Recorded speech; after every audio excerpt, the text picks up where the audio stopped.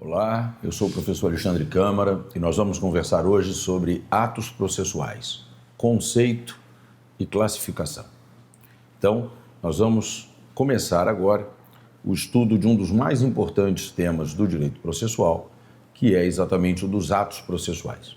Nesta aula, nós vamos tentar entender o que é um ato processual, vamos distinguir aqui o ato processual de alguns outros conceitos próximos, correlatos a ele, e depois vamos tentar conhecer as diversas espécies de ato processual, apresentando aqui então uma classificação desses atos.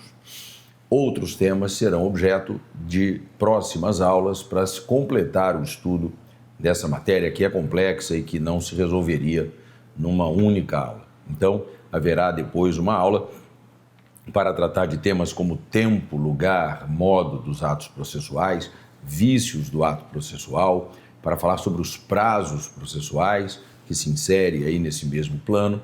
Então, em outras aulas, esse tema será desenvolvido com a análise de outros dos seus aspectos. Hoje, conceito e classificação do ato processual.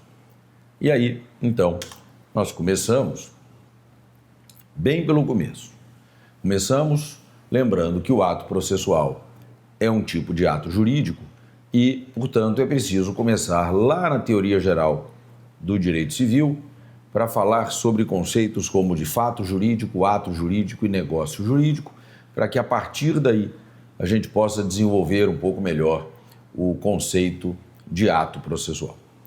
Vejam lá então. Em primeiro lugar, nós trabalhamos no direito com uma categoria muito ampla, muito genérica, que é a categoria do fato jurídico. Fato jurídico, qualquer evento juridicamente relevante, qualquer evento capaz de produzir algum tipo de consequência jurídica. Seja lá qual for a origem desse evento, pode ser um evento que resulta da natureza, como uma chuva que destrói uma colheita ou que faz deslizar uma encosta, pode ser um furacão que destrói toda uma localidade, derruba casas, leva veículos, leva móveis, enfim. Pode ser um evento que provém de manifestações de vontade humana, como um casamento ou um contrato. Qualquer evento, seja qual for a sua origem, qualquer evento do qual resulte algum tipo de consequência jurídica, nós vamos chamar de fato jurídico. Um tipo de fato jurídico é o ato jurídico. O que é o ato jurídico? É o ato de vontade humana destinado a produzir efeitos jurídicos. Todo ato de vontade humana, toda manifestação da vontade humana, que se destina à produção de efeitos jurídicos, nós vamos chamar, em sentido amplo, de ato jurídico. Esse é o chamado ato jurídico lato sensu. Aqui entram o casamento, um contrato, uma sentença, toda manifestação humana que se destina a produzir efeitos jurídicos é ato jurídico. E o ato jurídico, em sentido amplo, nesse sentido amplo a que eu acabo de me referir, nós vamos dividir em duas outras categorias. A do ato jurídico em sentido estrito e a do negócio jurídico. Ato jurídico em sentido estrito e negócio jurídico. Qual é a diferença entre eles? É que no ato jurídico em sentido estrito, a vontade de quem o pratica é uma vontade dirigida à prática do ato. O que a pessoa quer é praticar o ato. E os efeitos dele resultam da lei. Os efeitos não resultam da vontade de quem praticou o ato. Os efeitos resultam da lei. É o caso, por exemplo, do casamento. Quando duas pessoas se casam, o que elas querem é casar. O que elas querem é praticar o ato de casar. Os efeitos do casamento, dever de fidelidade, dever de mútua assistência, comunhão patrimonial, esses deveres do casamento resultam da lei e não da vontade das partes. Para a produção dos efeitos, a vontade das partes é irrelevante. De modo que de nada adiantaria a parte praticar o ato dizendo eu pratico o ato, mas eu não quero que esse efeito se produza. Ela não tem essa opção, porque aqui se está diante de um ato jurídico em sentido estrito. Nisso ele se diferencia do negócio jurídico. No negócio jurídico, a vontade é dirigida à produção de um determinado efeito. O que a pessoa quer, a pessoa que vai praticá-lo quer, é que um certo efeito se produza. E o ato é apenas um meio para alcançar a produção deste efeito.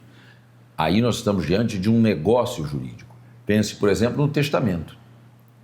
Se eu quero que com a minha morte uma parte do meu patrimônio fique para um determinado amigo meu, em vez de ficar ali para os meus filhos e tal, se eu quero que fique para um amigo, para que este efeito se produza, eu preciso fazer um testamento.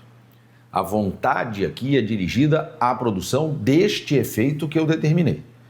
O testamento é apenas o meio que o ordenamento me oferece para que este resultado possa ser alcançado.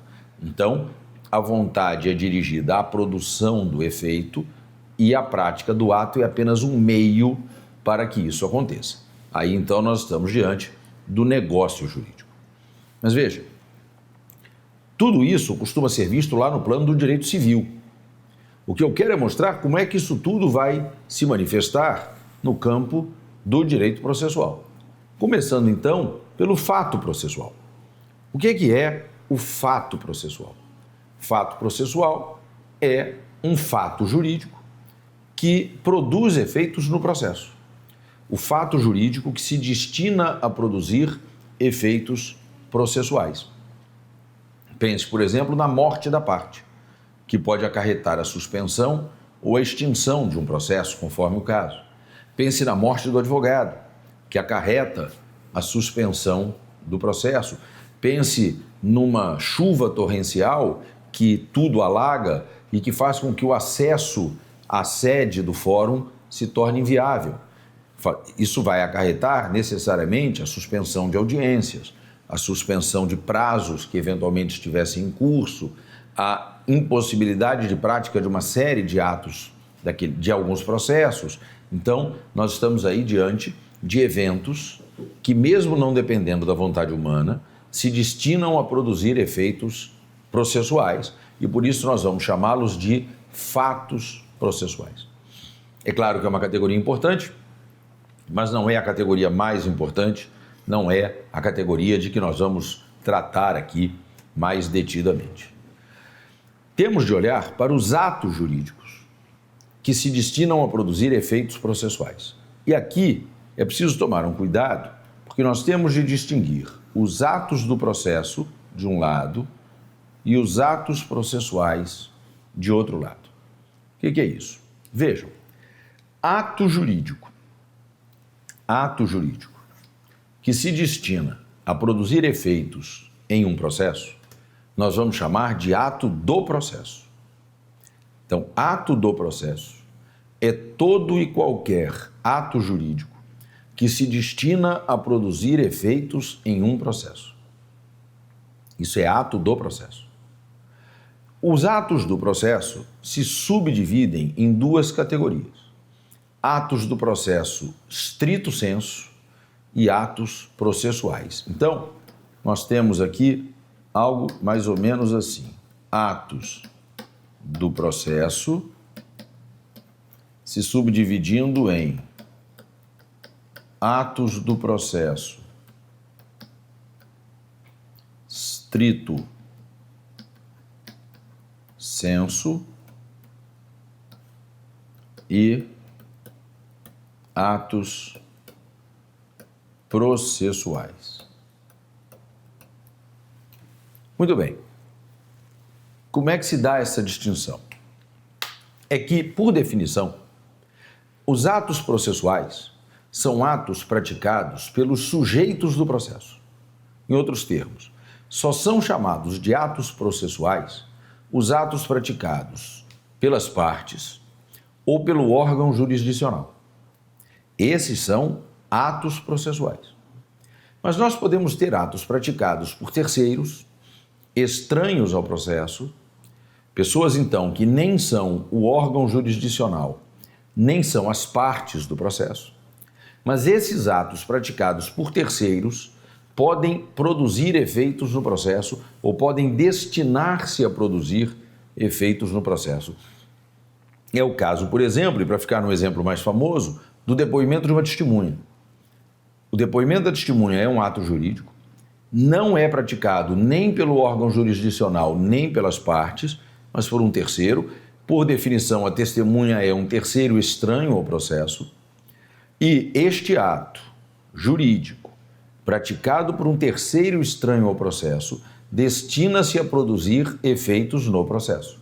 Então, nós vamos chamar isso de ato do processo stricto sensu, ou, se preferir, ato do processo em sentido estrito. Isso não é ato processual. Ato processual é o ato do processo, lato sensu, ou seja, é um ato jurídico que se destina a produzir efeitos no processo e que é praticado por algum dos sujeitos do processo. Então, percebam, aqui chegamos no conceito de ato processual. O que é, afinal de contas, um ato processual? Ato processual é um ato jurídico praticado por algum dos sujeitos do processo, entre parênteses, juiz ou partes, juiz ou, para ser mais preciso, ou partes, órgão jurisdicional ou partes, é o ato jurídico praticado por algum dos sujeitos do processo e que se destina a produzir efeitos processuais. Repetindo, ato do processo, ato processual é o ato jurídico praticado por algum dos sujeitos do processo, órgão jurisdicional ou partes, que se destina a produzir efeitos processuais. Essa é a definição de ato processual. O ato processual que não se confunde com o negócio processual. O negócio processual é uma categoria especial de negócio jurídico que tem por objeto o próprio processo. Haverá neste curso uma aula inteiramente dedicada ao estudo dos negócios processuais. Não é o momento de aprofundar isso, mas é o momento de mencionar. É perfeitamente possível que sejam celebrados negócios jurídicos que têm por objeto algum aspecto do próprio processo. Imagine, por exemplo, para ficar num exemplo fácil de visualizar, imagine, por exemplo, uma convenção através da qual as partes elegem qual será o foro competente para conhecer de processos relativos a determinado contrato. Aqui nós temos um negócio jurídico celebrado pelas partes e que tem por objeto um aspecto do próprio processo, competência. Nós podemos pensar em outros exemplos. Nós podemos pensar na nomeação convencional de perito, no adiamento convencional de uma audiência. Nós podemos pensar, enfim, em vários exemplos que serão, no momento oportuno, examinados, vários exemplos de negócios jurídicos que têm por objeto o próprio processo ou algum aspecto do processo. Esses são os negócios processuais. Mas o nosso interesse aqui é com o estudo dos atos processuais. Então, nós vamos aqui nos concentrar neste conceito, no conceito de atos processuais. Em outros termos, nós vamos ficar exclusivamente aqui, nos atos processuais. Então, repetindo, atos processuais são atos jurídicos praticados por algum dos sujeitos do processo, seja o órgão jurisdicional, sejam as partes, e que se destina a produzir efeitos processuais. Muito bem, e aí nós temos de passar, visto o conceito, a classificação dos atos processuais. Num primeiro momento, nós vamos classificar esses atos processuais de uma forma muito simples, por um critério que é estritamente subjetivo. Nós vamos classificar os atos processuais olhando para a pessoa, o agente que pratica o ato. E aí nós teremos, de um lado, os atos das partes e, de outro lado, os atos do órgão jurisdicional. Vejam que quando a gente fala em partes aqui, não está falando só do autor e do réu, mas está falando de todos os sujeitos parciais do processo. Então aqui entra, por exemplo, o MP, naqueles casos em que atua como fiscal da ordem jurídica, aqui entra o assistente, enfim, aqui entra qualquer sujeito que intervém no processo, que dele participa, com a possibilidade de influenciar na formação do resultado. Em outros termos, quando se fala aqui em atos das partes, nós estamos falando dos atos a serem praticados por qualquer dos sujeitos do contraditório. Esses são os atos das partes. Vejam então que aqui se usa o termo partes num sentido muito amplo. Mas ao lado dos atos das partes, nós temos os atos do órgão jurisdicional. O órgão através do qual o Estado se faz presente no processo. Os atos do órgão jurisdicional, atos do Estado juiz, nós vamos subdividir em atos do juiz e atos dos auxiliares da justiça. Então, até aqui, uma classificação muito simples, porque é uma classificação baseada única e exclusivamente no sujeito responsável pela prática do ato. Se é ato da parte, se é ato do órgão jurisdicional, e sendo o ato do órgão jurisdicional, se vai ser ato do juiz ou ato de algum dos seus auxiliares, como o escrivão, o oficial de justiça ou o perito. Então, essa é a primeira forma e a mais simples forma de classificação dos atos processuais. Até aqui, acho que, sinceramente, não dá para ver grandes dificuldades. A questão é o que vai acontecer daqui para frente. É que nós vamos pegar cada uma dessas categorias. Nós vamos pegar a categoria dos atos das partes, dos atos do juiz e dos atos dos auxiliares. E vamos aqui promover subdivisões. Vamos classificar cada uma dessas categorias, agora, a partir de agora, levando em consideração critérios objetivos. Agora já não interessa mais o agente que praticou o ato, não interessa mais o sujeito que praticou o ato, mas a que se destina o ato e a que tipos de efeito ele se dirige. Então, nós vamos aos atos das partes. Atos das partes, vocês veem que tem um emaranhado de informações aí que eu vou tentar, em alguma medida, dissecar.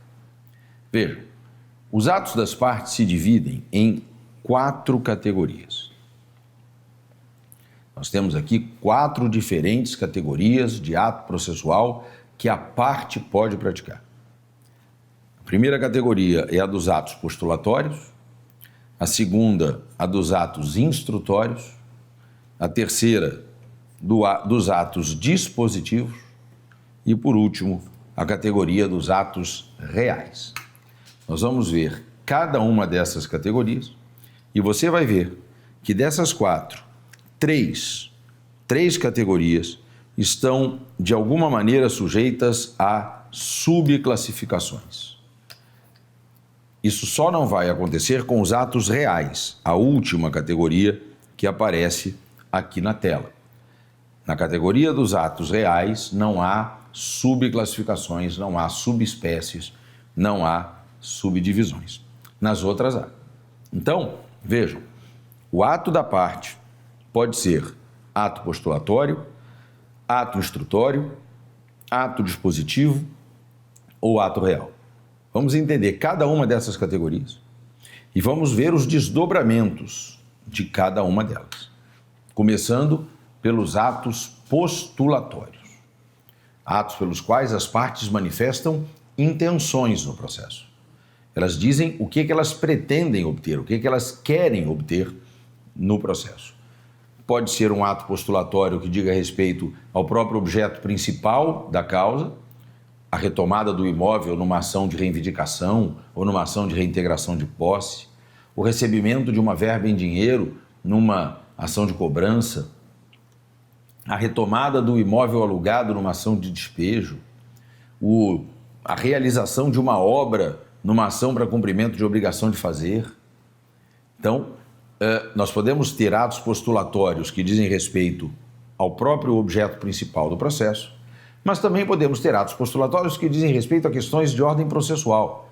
A parte pode postular a inversão do ônus da prova, a parte pode postular a remessa dos autos ao contador, a parte pode postular que a citação do réu se faça por oficial de justiça e não por via postal. Então, nós podemos ter atos postulatórios que não dizem respeito ao mérito, mas a algum aspecto do próprio modo de se desenvolver do processo. Tudo isso é ato postulatório.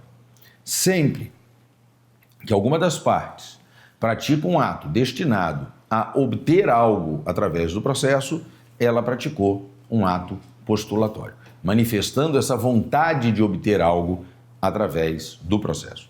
Mas o ato postulatório pode ser de dois tipos. Nós temos o pedido e temos o requerimento. E qual é a diferença? Porque a semelhança não é fácil, não é difícil imaginar qual seja. A semelhança está em que ambos, o pedido e o requerimento, são atos postulatórios. Qual é então a diferença? A diferença é a seguinte: pedido é o ato postulatório de mérito. É a postulação principal do processo. Isso se chama pedido. Tanto que, aulas atrás, quando você estudava a demanda e seus elementos de identificação, você aprendeu que um dos elementos que identificam a demanda é o pedido. Partes, causa de pedido e pedido, lembra? Pois bem, quando se diz pedido, não se precisa explicar muito que pedido é esse. Pedido. Qual é o pedido? A postulação principal deduzida pela parte num processo. Então, se num determinado processo o que a parte quer é retomar um imóvel, esse é o pedido dela. Se o que a parte quer é receber uma quantia em dinheiro, esse é o seu pedido, e assim sucessivamente. Pedido é a postulação principal, é a postulação de mérito. Já requerimento são as outras postulações, todas as demais postulações, aquelas que não dizem respeito ao mérito, aquelas que dizem respeito a outras questões de natureza processual. Quando você postular a remessa dos autos ao contador, não diga que está pedindo isso não é um pedido, isso é um requerimento. Quando você postular ao juízo que determine que a citação do réu seja feita por edital, porque já se esgotaram os meios para localização presencial do demandado, isso não é um pedido. Ao postular a citação por edital, você está formulando um requerimento. E é requerimento por quê? Porque não se trata da postulação principal do processo. Então, nós temos como primeira categoria de ato processual das partes a dos atos postulatórios, que vão se subdividir em pedido e requerimento. Bom, essa é a primeira categoria. Ainda temos mais três. Qual é a segunda? A segunda é a dos atos instrutórios das partes.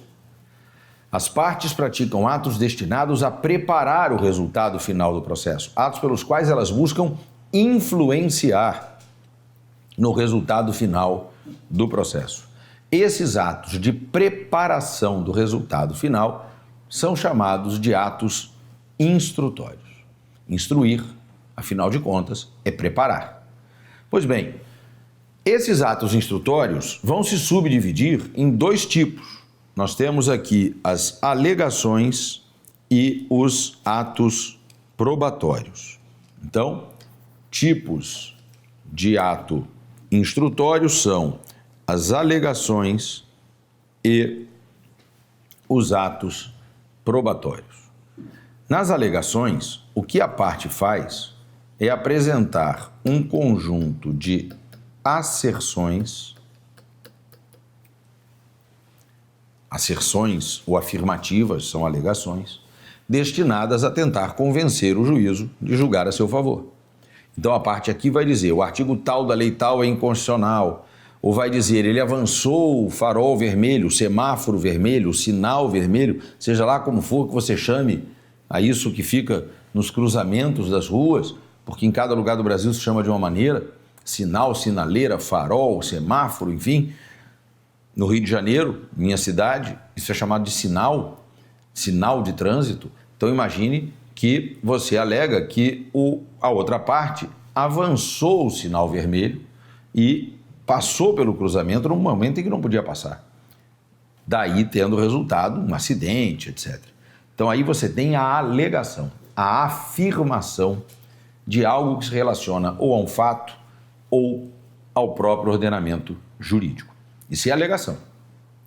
As alegações destinam-se a preparar o resultado do processo. Destinam-se a contribuir para a formação desse resultado.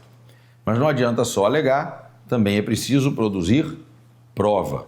E daí vem os atos probatórios. Atos pelos quais a parte produz prova das suas alegações.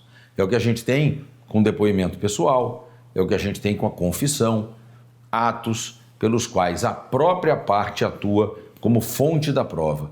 E é ela que leva a juízo o seu conhecimento a respeito dos fatos da causa.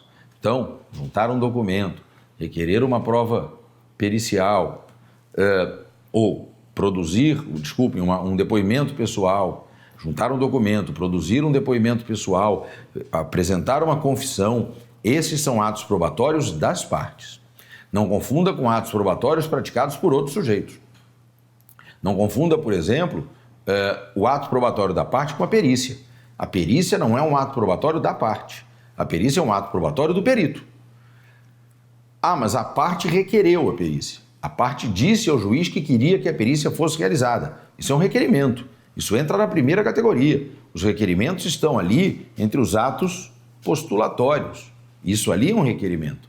Senhor juiz, eu quero que a perícia seja feita. Aí o juiz defere esse requerimento, nomeia um perito, o especialista, o perito, vai lá e colhe a prova. A perícia é um ato probatório do perito.